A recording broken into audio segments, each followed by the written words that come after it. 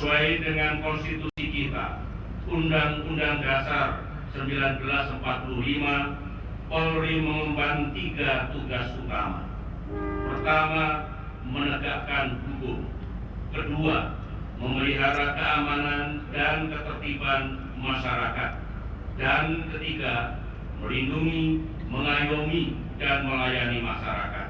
Saya minta jajaran Polri terus membangun diri, serta meningkatkan profesionalitas dan kapabilitasnya, agar semua tugas pokok itu dapat dilaksanakan dengan baik. Kepada segenap jajaran Polri, saya minta terus memelihara keamanan dan ketertiban masyarakat.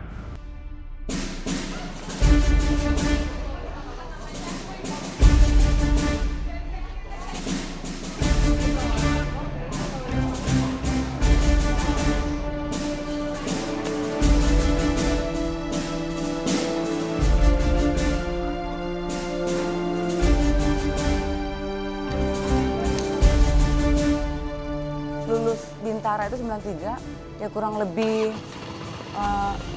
14 tahun lah ya. 14 tahun untuk jadi poluan itu, ya pengalaman banyak lah.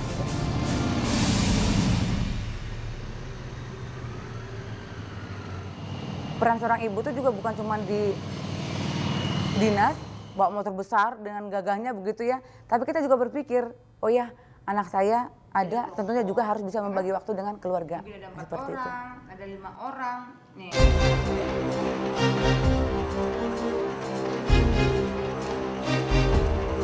Selamat sore, diberitahukan kepada seluruh jajaran telah terjadi kasus mutilasi di wilayah Cikarang AC. Seluruh jajaran tiket segera berkumpul depan komando untuk APP. Terima kasih. Memang tugas itu polisi kodratnya 1 kali 24 jam dinas. Kadang memang dibenturkan dengan urusan keluarga yang mungkin anak sakit, mungkin istri melahirkan, mungkin segala macam itu kadang berkecamuk juga. Saya harus pandai memberikan pengertian. Ya yang di rumah pun harus mendoakan. Tapi kalau anak sering protes karena mungkin masih kecil, dengar lagu Bang Toib 3 malam gak pulang-pulang, begitu sampai rumah 3 malam gak puyang-puyang papa. Ini kan kadang begitu pulang tersentak dia, wah iya udah 3 malam nggak sadar nggak pulang-pulang. Polisi itu kan setiap detik boleh katakan berhadapan dengan maut, maupun di jalan, baik khususnya dalam pengungkapan kasus. Ya boleh dikatakan setiap saat bisa saja kapan saja dicabut nyawanya melalui tugas. Dorong maju. Jalan. Dengan menghadapi tantangan tugas yang dinamis, nah tentunya mereka punya satu prinsip, komitmen yang harus ditindaklanjuti, sehingga apapun tantangan yang dihadapi, dia harus bisa menunjukkan jati dirinya sebagai insan Bayangkara untuk tetap konsisten. Proklamasi kami, bangsa Indonesia, dengan ini menyatakan kemerdekaan Indonesia. Waktu Bung Karno memproklamasikan kemerdekaan pun ada polisi yang jaga. Kemudian pertama pun ada polisi yang jaga, ya. Ikada pun polisi yang jaga, semua coba lihat. Untuk itu polisi merupakan satu institusi yang disebut paling awal dibentuknya setelah proklamasi. Jadi 2 hari setelah kemerdekaan. Pada 29 September tahun 1945, Pak Soekarno diangkat sebagai Kepala Kepolisian Negara yang pertama. Ketika masa 45-49, saya pikir ini merupakan satu basic daripada fondasi polisi itu terbangun ya. Di mana Kepala Kepolisian yang pertama, RS Sukanto Cokrodiatmojo, mendesain polisi sebagai satu polisi nasional.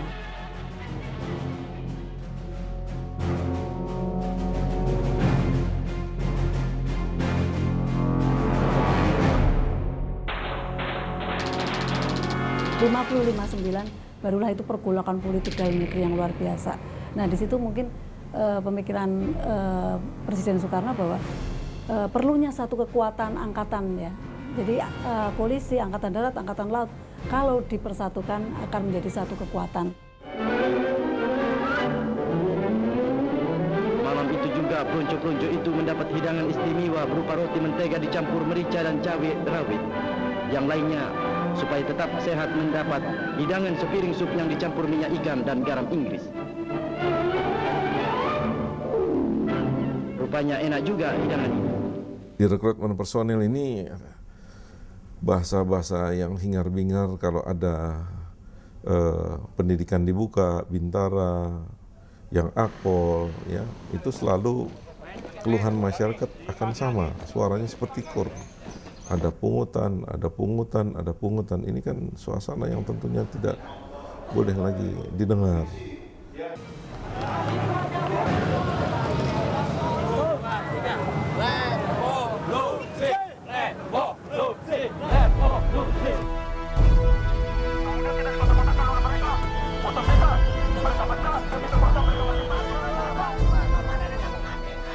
Setelah Undang-Undang tentang Pertahanan Keamanan Negara itu tahun nomor 20 tahun 82 yang betul-betul sebetulnya mempersatukan antara TNI Polri menjadi satu kekuatan yang namanya ABRI itu.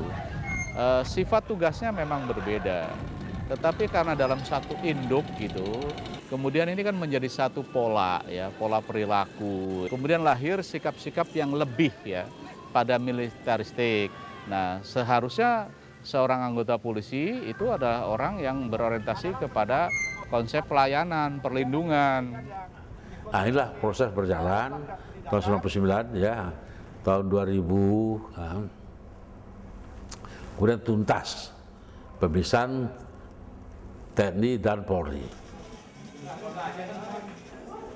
Sebagai insan Bayangkara tetap konsisten dalam memberikan pelayanan, memberikan pengayoman, perlindungan sekaligus penegakan hukum, sehingga dia tidak harus gamang menghadapi perkembangan situasi dengan dinamika situasi yang berkembang di lapangan ya.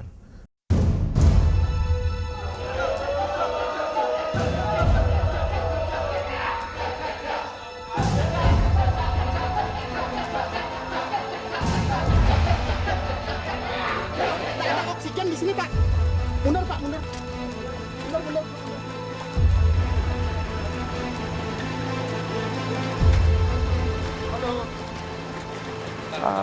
Tidak ada satu firasat pun pada diri saya, demikian juga pada masyarakat Bali pada umumnya, bahwa kita tidak pernah menyangka bahwa Bali itu akan mendapat satu musibah.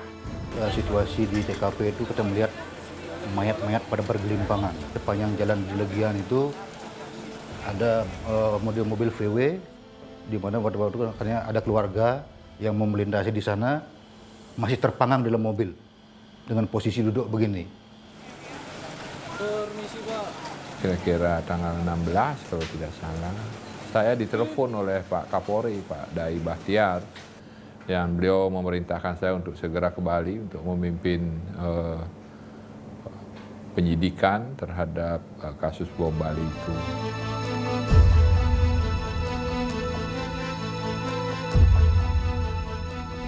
Sehingga ketika saya ditunjuk pada hari yang ke-11 untuk membantu Pak Made Mangku di lapangan, percayakan pada saya untuk memimpin operasi di lapangan. Sehingga saya minta pada seluruh penyidik yang ada di luar, kita duduk kembali di TKP, kita back to basic. Investigasi harus berangkat dari TKP. Kita kumpulkan semua saksi, mungkin puluhan, ratusan yang tiap malam kita kumpul, hampir 24 jam. Berhari-hari kita duduk dan akhirnya semua barang bukti yang disita termasuk bagian-bagian mobil diurut kembali di lab 4 kita. Kita cari serpihan-serpihan, dari situ kita bisa identifikasi bahwa yang meledak itu adalah mobil L300 Mitsubishi. Dari pemilik mobil yang pertama sampai kelima itu masih berjalan mulus. Pemilik yang ketujuh baru diketahui bahwa orang itu bernama M. Rozi atau dipanggil dengan Amrozi, dan banyak masukan bahwa yang bersangkutan adalah orang yang sering mondar-mandir ke Malaysia. Amrozi itu adalah adiknya dari Mukhlas atau Ali Gufron, Ketua Mantiki I Jamaah Islamiyah Singapura, Malaysia. ketemulah itu VCD Osama bin Laden. Wah, terus ada lagi nomor telepon Kudama. Kudama itu kita punya catatan bahwa Kudama itu salah satu pelaku pemboman di Batam. Kudama itu adalah Imam Samudra. Itu nama lain dari Imam Samudra.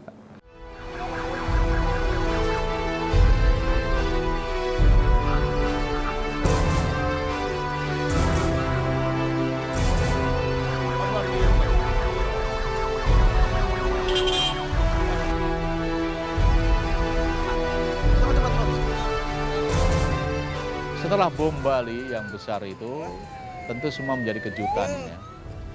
Sering dikatakan kita kebobolan, intelijen kita kebobolan, semua begitu ya. Setelah bom Bali kita besar begitu, kita nggak tahu kemana harus mengarah begitu ya. Tetapi saya betul-betul pegang teori bahwa pembuktian dalam suatu peristiwa itu diawali dari tempat kejadian perkara. The investigation into the bombings has seen those responsible for the attacks brought to justice and prosecuted through the Indonesian courts. And this highly successful outcome is a credit to the INP. The AFP has worked with the INP to combat terrorism by providing access to new technology and training opportunities. Pengalaman bom Bali ini kita jadikan modal untuk bentuk kerjasama. Itulah lahir Jisilek yang sekarang tentu dikagumi untuk meningkatkan kemampuan para penegak hukum di bidang combating terrorism dan transnational crime.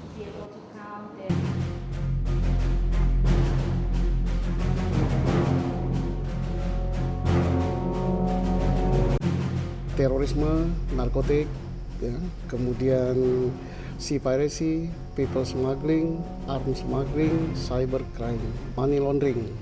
Nah ini tidak ada batas negaranya, makanya disebut sebagai transnational crime. Ya. Kalau kita lihat wilayah kita cukup luas ya, terbuka sekali ya. Kita banyak pelabuhan udara internasional, juga pelabuhan laut ya. Pelabuhan laut aja ada 37 akses bisa masuk ya. Karena itu dalam penanganan narkotika yang dari luar ke dalam ya, tentu tidak cukup kita hanya melakukan patroli saja, menjaga tempat-tempat rawan tadi, nggak mampu kita lah. Kita berhasil ya membongkar narkotika ini, dan saya kira cukup signifikan yang kita bisa tangani ya. Berbagai pabrik bisa kita bongkar ya, seperti yang di daerah Bogor dulu, kemudian di Tangerang, dan beberapa tempat-tempat lainnya gitu. 00 Bandung, 05 Kijang.